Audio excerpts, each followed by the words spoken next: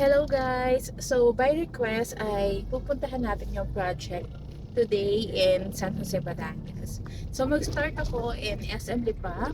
Right now ay 10:45. So orasan natin kung anong oras tayo makakarating doon sa ating site kasi gusto makita ni Madam kung gaano ba kalayo from Lipa yung ating project dahil namimili siya to Lipa or Santo Tomas project natin. So sabi ko nga location wise dahil city na ang Santo Tomas ay mas okay siya, pero kung gusto mo ng provincia feels pero maganda pa rin yung project ay dito na tayo sa San Jose, Batangas.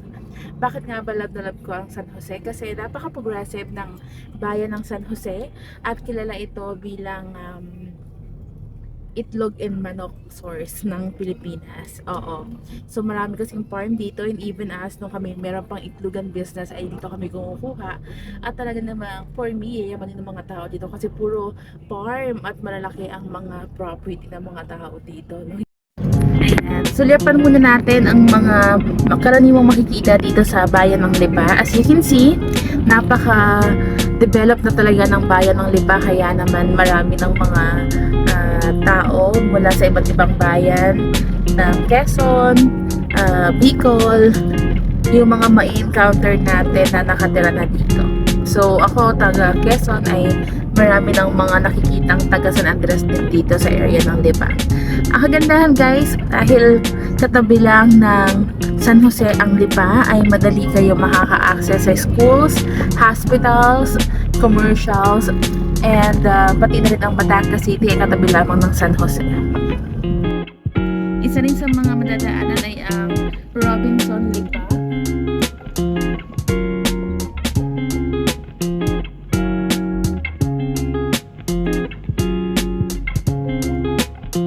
Ito yung Lasal, ano?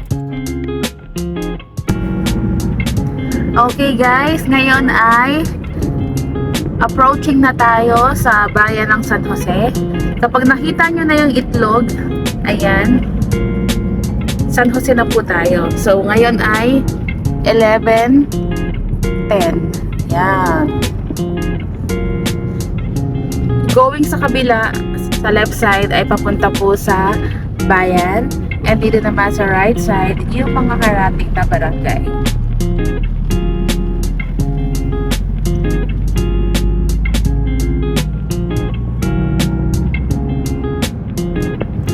So mga madam, mga sir, ito po ang San Jose, Batangas. So as you can see, malawak ang daanan, less ang traffic. Yan sa mga daan paakyat, dyan po ang mga barangay kung saan makikita niyo yung mga farm. Ayan no, tindahan ng itlog. Ayan no. Ito po ay poultry, piggery, mga baka.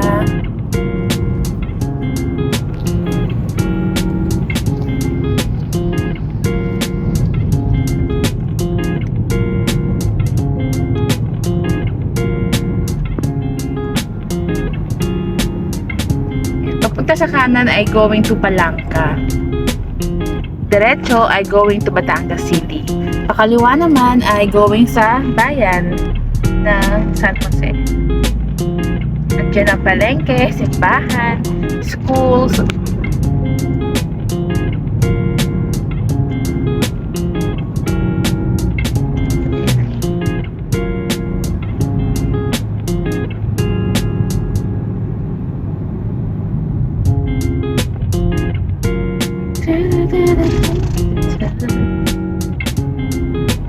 So yun yung mga jeep na going to Batangas City. Meron tayong choice, meron tayong open air, and meron ding air condition na jeep. Jeep ba yun o minibus, no? Parang minibus, ano? Ha? Patras ko. Hindi pa ako nakasakay ito.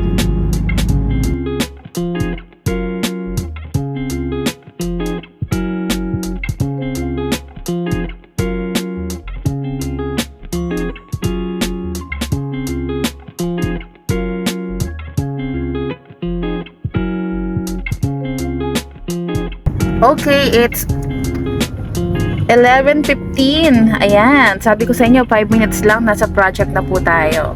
So dito sa kanan, sa Remedios Road ay kakanan po tayo. Papunta na po ito sa ating project. So around 300 meters away lang po from the highway ang ating subdivision, Green Meadows Phase 5. Ayan. So, sabi ko nga sa inyo, provincial fields kasi ang madadaanan natin ay farm ng mga lansones and rambutan going sa ating Green Meadows Phase 5.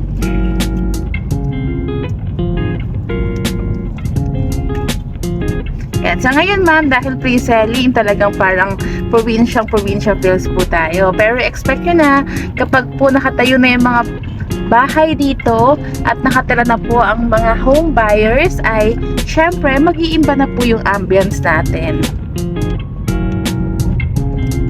Nakakatuwang dumaan dito kasi kapag season ng lansones and then ng rambutan ay parang gusto mong mag-harvest. So sa right side po ay start na po ng ating property. Ayan, after ng bridge, makikita nyo yung merong bakod ng barbed wire. So, heto na mga project natin. So, as you can see, tulad na sinabi ko, ay pre-selling po tayo. Ayan. So, kung nakikita nyo po yung may mga flag, doon po yung ating phase na open ngayon. Ang ating pong unit na available ay Linnea, Tangerine, and the Jasmine single attach. So, guys, ngayon ay we're here sa Green Meadows Phase 5. Ayan. So, as you can see, pre-selling pa po tayo. Kaya po, mura pa yung presyo ng ating project sa ngayon. So, para malaman nyo yung details, i-PM nyo lamang po ako. Ang nakikita nyo sa likuran nyo, may mga plugs natin. Yan po ang Phase 5 natin. Available po dito ang Linnea, Jasmine, and Tangerine model unit. So, dito, sa gilid ko, ito kaya tatayuan ko po ngayon ay tinatawag na Barangay Kalansayan, San Jose, Batangas. At kapag naman diniretso nyo itong road na ito po ay going to Barangay Lumil. So, another access pa po iyon. So, ito po ay 80 hectares na property or pabahay ng Axaya Development Corporation. So, kung may mga questions po kayo at gusto nyo makita ng personal itong ating project, ay mag-PM lamang po kayo dito sa aking channel, Mama Shine, or sa aking Facebook page, Mama Shine din po. Usap po tayo para sa ating pangarap na bahay.